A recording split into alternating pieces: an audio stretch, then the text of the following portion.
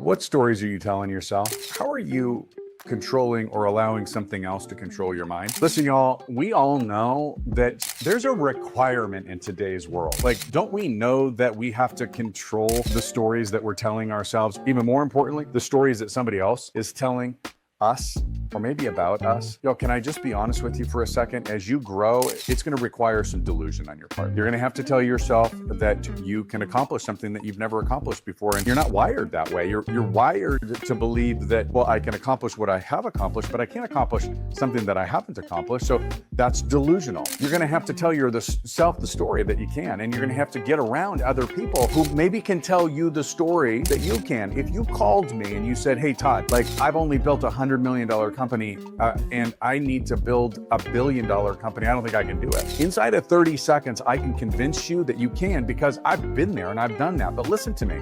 We have a lot of people out there that are like, hey, look, you got to control what you read. You got to control what you say. You got to control the words that are entering in your mind. But this whole idea that you've just got to become a disciple of somebody, it's bullshit. Now, I'm going to tell you something right now. If you are unwilling to be a disciple of somebody else that has achieved what it is that you want to achieve, you'll never have a disciple that follows you. See, you want to be a leader, but you're unwilling to follow. See, if you're unwilling to follow, you'll never have a leader. That's one of my biggest superpowers, is that I am humble enough to say, hey, I don't have the answer to the question, but I will find the answer to the question. And when I find somebody who has the answer to that question, I am going to be their best student. I'm going to be their disciple to get as much information as I possibly can out of them. And I'm going to deploy that in a delusional way to achieve some things that I've never achieved before. That's the story I tell myself. So what's the story that you're telling yourself?